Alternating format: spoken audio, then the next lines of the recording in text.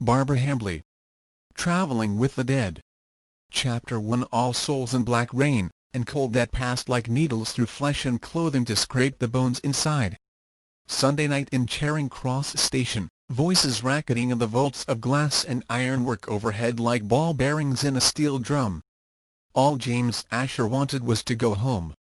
A day and a night spent burying his cousin, and dealing with the squabbling of his cousin's widow, mother, and two sons over the estate to which he'd been named executor, had reminded him vividly why, once he'd gone up to Oxford 23 years ago, he'd never had anything further to do with the aunt who raised him from the age of 13. It had just turned full dark, and Asher drew his greatcoat closer around him as he strode down the long brick walkway of the platform, jostling shoulders with his erstwhile fellow passengers in a vast frost of wet wool and steam and reflecting upon the lethal adeptness of familial guilt. Outside, the streets would be slick and deadly with ice. Asher's mind was on that, and on the hour and a half between the arrival of the express from Tunbridge Wells at Charing Cross and the departure of the Oxford local from Paddington, when he saw the men whom he would later have given anything he possessed not to have seen. They stood under the central clock in the echoing cavern of the station. Asher happened to be looking in their direction as the taller of the two removed his hat and shook the drops from it, gestured with a gloved hand toward the iron frame into which boards bearing departure times had been slotted. Asher's eye, still accustomed to cataloguing details after half a lifetime in secret service to his country, had already been caught by the man's greatcoat, the flaring skirts, the collar and cuffs of caracal lamb, the soft camel collar and the braiding on the sleeves, all shouting at him, Vienna. More specifically, one of the Magyar nobility of that city rather than a German Viennese, who tended to less flamboyance in their dress. A Parisian would have worn that smooth, well-fitted line, but probably not that color and certainly without braiding. The average Berliner's coat generally bore a striking resemblance to a horse blanket no matter how rich the man might be. Vienna, Asher thought, with the tiniest pinch of nostalgia. Then he saw the man's face. Dear God! He stopped at the head of the steps down from the platform, and the blood seemed to halt in his veins. But even before his mind could form the words Ignace Caroli in England, he saw the face of the other man. Dear God! No. It was all he could think.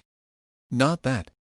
Later he thought he would not have seen the smaller man at all had his eye not been arrested, first by Caroli's greatcoat, then by the Hungarian's face. That was one of the most frightening things about what he now saw. In the few seconds that the two men spoke, it was not more than a few seconds, though they exchanged newspapers, an old trick Asher had used hundreds of times himself during his years with intelligence. Asher's mind registered details that he should have seen before, the fiddleback cut of the small man's shabby black greatcoat, and the way the creaseless buff-colored trousers tapered to straps under the insteps. Under a shallow-crowned beaver hat his hair was short-cropped, and he did not gesture at all as they spoke, no movement, no change of stance, not even the shift of the gloved fingers wrapped about one another on the head of a stick that would have told him, if nothing else did. Three women in enormous hats, feathers drooping with wet, intervened, and when Asher looked again, Caroli was striding briskly in the direction of the Paris boat train. There was no sign of the other man. Caroli's going to Paris. They're both going to Paris. How Asher knew, he couldn't have said. Only his instinct, honed in years with the department, had not waned in the 8 peaceful years of Oxford lecturing that had passed since he quit. Heart pounding hard enough to almost sicken him, he made his way without appearance of hurry to the ticket windows, the small bag of a weekend's worth of clean linen and shaving tackle swinging almost unnoticed in his hand. By the station clock it was 5:30. The departures board announced the Dover boat train at 6:15. The fare to Paris was £1, 14 and 8, second class. Asher had just over £5 in his pocket and paid unhesitatingly. Third class would have saved him 12 shillings, the cost of several nights' lodging in Paris, if one knew where to look, but his respectable brown ulster and stiff-crowned hat would have stood out among the rough-clothed workmen and shabby women in the third-class carriages. He told himself, as he bought the ticket, that the urgency of not calling attention to himself was the only reason to stay out of third class tonight. but he knew it was a lie. He walked along the platform among women in cheap poplin skirts loading tired children onto the cars, screaming at one another in the clipped, sloppy French of Paris or the trildaras of the Midi. Among men huddled, coatless, in jackets and scarves against the cold, and tried not to listen to his heart telling him that someone in third class was going to die tonight. He touched a passing porter on the arm. "Would you be so kind as to check the baggage car and tell me if there's a box or trunk, 5 feet long or over? Could be a coffin, but it's probably a trunk." The man squinted at the half-crown in Asher's hand, then sharp brown eyes went to Asher's face. "Seen tell you that right now, sir." Asher automatically identified the crop-to and glottal stop eye of the Liverpool Irish, and wondered at his own capacity for pursuing philological points when his life was in danger. The man touched his cap. "Near killed old Joe even the thing in, awkward and all. Heavy? If it was heavy, it was the wrong trunk. Heavy enough, I say, but not loaded like some. No more'n 70 pound all told. Could you get me the address from the label? A matter of information," he added as the brown eyes narrowed suspiciously, to the man's wife. "Runnin' out on 'er, is he? Bleedin' sad." Asher made a business of checking his watch against the station clock at the end of the platform, conscious all the while of the men and women getting on the train, of the thinning of the crowd that made him every second more visible, every second closer to a knife-blade death. Steam chuffed from the engine and a fat man in countrified tweeds, coat flapping like a cloak in his wake, hared along the platform and scrambled into first class, pursued by a thin and harried valet heavily laden with hat boxes and train cases. He'd have to telegraph Lydia from Paris, thought Asher. It brought a stab of regret. She'd sit up tonight waiting for him until she fell asleep surrounded by tea things, lace and medical journals, in front of the bedroom fire, beautiful as a scholarly self. For 2 nights he had looked forward to lying again at her side. Foul as the weather had been, she'd probably simply assumed that the train had been held up. Not a worrier, Lydia. Still the porter hadn't come back. He tried to remember who the head of the Paris section was these days. And, dear God, what was he going to tell them about Charles Farron, one-time Earl of Ancaster? His hand moved, almost unconsciously, to his collar, to feel the reassuring thickness of the silver chain he wore beneath. It was not a usual ornament, for a man and a Protestant. He hadn't thought about it much, except that for a year now he had not dared remove it. It had slipped into place like those other habits he'd acquired abroad, as they said in the department. Habits like memorizing the layout of any place he stayed so that he could move through it in the dark, or noting faces in case he saw them again in another context, or carrying a knife in his right boot. The other dons at New College, immersed in their specialties and their academic bunfights, never noticed that the self-effacing lecturer in etymology, philology, and folklore could identify even their servants and knew every back way out of every college in that green and misty town. These were matters upon which his life had depended at one time, and might now still depend. In the summer his students had commented, when they'd gone punting up the Cherwell, on the double chain of heavy silver links he wore on either wrist. He'd said they were a present from a superstitious aunt. No one had commented on or seemed to connect the chains with the trail of ragged red scars that tracked his throat from ear to collarbone and followed the veins up his arms. The porter returned and casually slipped a piece of paper into his hand. Asher gave him another half-crown, which he could ill spare with his fare back from Paris to be thought of, but there were proprieties. He didn't glance at the paper, only pocketed it as he strolled along the platform to the final shouts of all aboard. Nor did he look for the smaller man, though he knew that Ancaster, like himself, would be getting on at the last moment. He knew it would not be possible to see him. 8 years ago, toward the end of the South African War, James Asher had stayed with the Boer family on the outskirts of Pretoria. Though they were, like many Boers, sending information to the Germans, they were good people at heart, believing that what they did helped their country's cause. They had welcomed him into their home under the impression he was a harmless professor of linguistics at Heidelberg, in Africa to study Bantu pigeons. "We are not savages," Mrs. van der Platz had said. Just because a man cannot produce documents for this thing and that thing does not mean he is a spy. Of course, Asher had been a spy. And when Jan van der Plaats, 16 and Asher's loyal shadow for weeks, learned that Asher was not German but English and had confronted him in tears, Asher had shot him to protect his contacts in the town, the Kaffirs who slipped him information and would be horribly killed in retaliation, and the British troops in the field who would have been massacred by the commandos had he been forced to talk. Asher had returned to London, resigned his position with the Foreign Office, and married, to her family's utter horror, the 18-year-old girl whose heart he never thought he had the smallest hope of winning. At the time, he thought he would never exert himself for king and country again.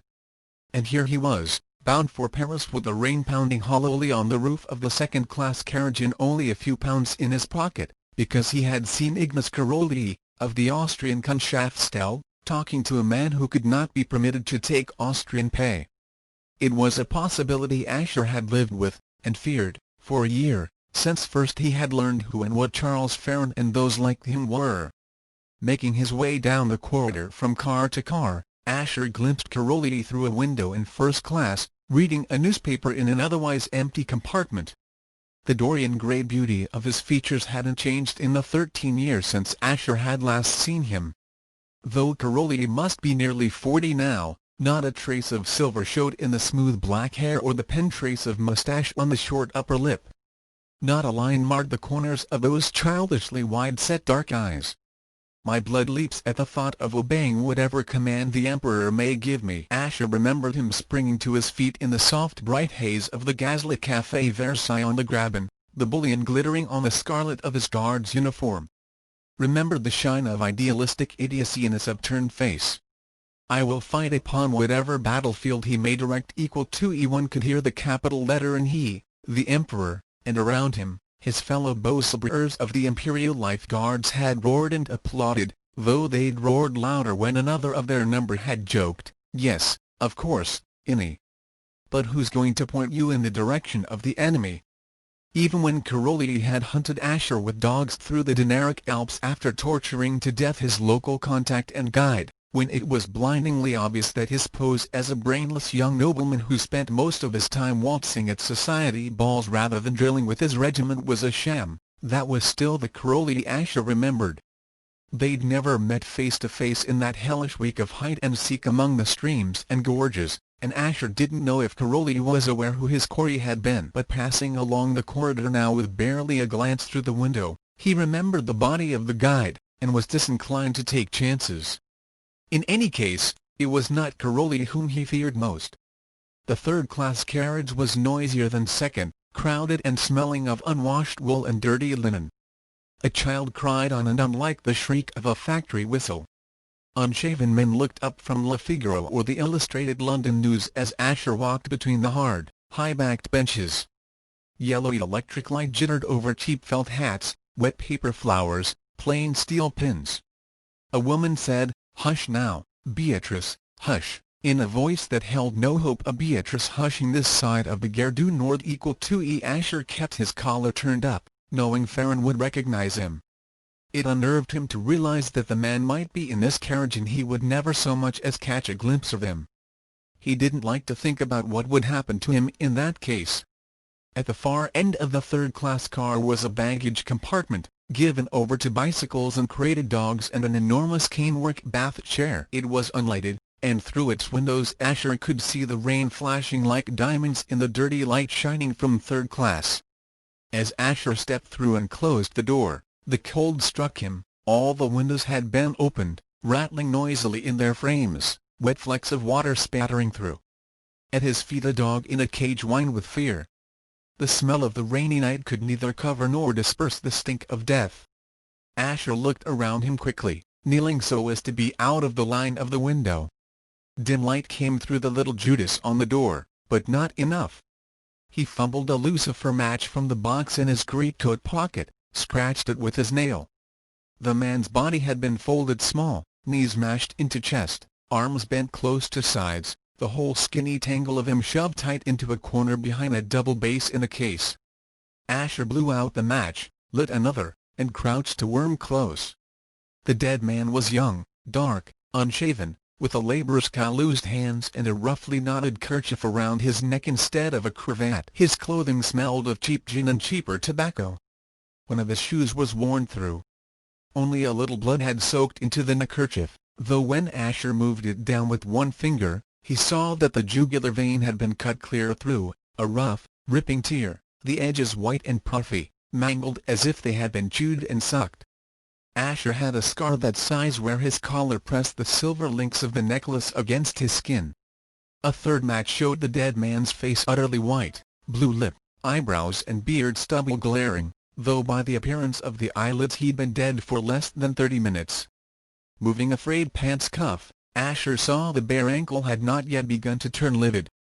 Probably, Asher thought with a queer, angry coldness, it never would much.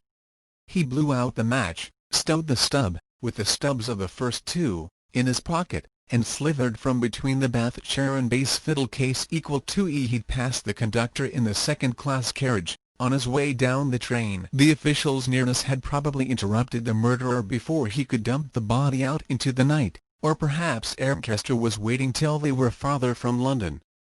Asher left the compartment quickly, dusting his hands on his coat skirts and muttering to himself like a man who has not found what he sought. Nobody in third class gave him a glance. By the time the train reached Dover, he suspected, the body would be gone. To call attention now to what he had found would only, inevitably, call attention to himself. He wasn't such a fool as to think he would then ever reach Paris alive. In the dingy second-class compartment where he had left his satchel, a lively family of homebound Parisians had made themselves very much at home. They were passing bread and cheese among themselves. The bonne femme offered him some and a blood orange, while her Mary laboriously scanned a battered copy of L'Aurore. Asher thanked her and fished out his own copy of the Times, most of which he had already read on the journey up from Tunbridge Wells, and wondered academically what he was going to tell whoever was in charge of the Paris section these days. It was going to be a long night, he knew. He dared not sleep, lest Farron sensed him through his dreams. February 11, 1908 06:00 Paris Gare du Nord Ermchester gone to Paris with Ignace Caroli Austrian side stop followed stop will hand off come back tonight James Ermchester. Lydia Asher laid the thin sheet of yellow paper down on the gilt-inlaid desk before her, heart beating quickly as she identified the name. Gone to Paris with someone from the Austrian side. It took a moment for the meaning to sink in, mostly because Lydia, although she could have distinguished a parathyroid from a parathymus at sight, couldn't immediately remember whether the Austrians were allied with the Germans or with England. But when it did, the implications made her shiver. "Is it from the master, ma'am?" She looked up. Ellen, who had brought the telegram to her with her tea, lingered in the study door, big red hands tucked under her apron. Last night's inky downpour had dwindled this morning to a slow, steady drench from a sky like steel. Beyond the tall windows, Holyrood Street was a shining pebblework of cobble and wet, softened by Lydia's myopia to a gentle sepia and silver Manet. The tall brown wall of New College across the road was nearly black with damp. Now and then a student would pass, or a dawn, faceless ghosts nevertheless identifiable, even as Ellen was identifiable, by their bodies and the way they moved. There was no question, to Lydia, of mistaking the little Banticock Dean of Brasenose, with his self-important strut, for the equally diminutive but self-effacing Dr. Virden of Christ Church. Lydia drew a deep breath, blinking huge brown eyes in the direction of the dark square of the hall door, and realized for the first time that morning that she was starving. "Yes," she said. "He was called away unexpectedly to Paris." "Cha!" Ellen shook her head disapprovingly. "And in all that rain. What's in Paris that's more important than him coming home last night, and you so worried?" Since Lydia couldn't very well reply, "Probably a partnership that will begin with Germany conquering England and God knows where," she said nothing. Ellen went on cheerily. "I told you not to worry about Mr. James, didn't I, ma'am? With all that rain it'd stand to reason he'd be delayed, though I never did think of Paris, myself. Something to do with investments, like as not." Ellen had worked for some years for Lydia's father and was used to the fact that if the master of the house departed suddenly, it had to do with investments. Though I didn't know, she added, with one of her occasional bursts of sapience, as he had any. A few small ones, Lydia said truthfully, folding the telegram and unlocking a drawer of the gilt secretary at which she worked. Its contents exploded into a puffy mountain of household accounts and pathology notes. Lydia regarded the mess blankly, as if the entire desk were not awash with dissection diagrams, notes on the endocrine system, correspondence from other researchers on the subject of ductless glands, milliners' bills, menus, silk samples, copies of Lancet, and the first draft of her article on pancreatic secretions for the January issue of British Medical Journal, on which she'd been working when Ellen had made her entrance. She shook back the cloud of lace from around her hand and determinedly stuffed the contents back into the drawer, which she then forced shut. She opened 2 more drawers with similar results, finally poking the telegram down into the side among a sheaf of notes concerning electrostimulation's effect on the production of adrenaline. Her friend Giuseppe Barely was forever joking her about not reading the newspapers even enough to know who the Prime Minister was, as if Prime Ministers, and in fact Balkan kings, didn't come and go at the drop of a constituency. Reading newspapers only caused Lydia to wonder whether people like Lord Balfour and the Kaiser suffered from hyperthyroidism or vitamin deficiency and how she could find out, and she'd found that the speculation distracted her from her work. "He says he'll be back today." It was unreasonable of her, she knew, to feel relief. Jamie was perfectly able to look after himself, as she had known last night, lying awake and fingering the heavy links of the silver chain around her neck. When she had dreamed, it had been of a corpse-white face upturned in the distant gaslights of a London alleyway, strangely reflective eyes, and a mouth snarling to show the glint of outside fangs. She'd awakened then and lain listening to the rain on the ivy until morning. There had been no reason for her to be afraid. Heading off, the telegram said. There was no reason to be afraid now. What was it in the telegram, she wondered, that snagged at the back of her mind like a hangnail on silk? Though it would be a shame, she went on thoughtfully, if he didn't spend at least a little time in Paris, long enough anyway to buy himself a clean shirt and a box of bonbons. He'd only his overnight things with him, you know, for his cousin's funeral. Heading off. Why did she think she'd heard the name Ignace Caroli before? And how on earth was he going to explain the Earl of Ancaster to the Foreign Office men in Paris? "I wonder if you could get me some of the toast I didn't eat at breakfast?" Lydia asked after a moment. "Right away, ma'am." She heard the beaming smile in the housemaid's voice, saw it in the way her shoulders relaxed as she turned from the door. Ellen and Mrs. Grimes both considered her too thin, though she had confounded their earlier threats, when she was in school, a gawky and bespectacled fledgling bluestocking, that no girl who went around with her nose in a book and not eating enough to keep a canary alive was ever going to catch a husband. In spite of daily reminders of her undesirableness, Lydia had always been aware that as the sole heiress to the Willoughby fortune, she would be inundated with proposals of marriage the moment she put up her hair. Jamie told her she was beautiful, the only man she had ever truly believed.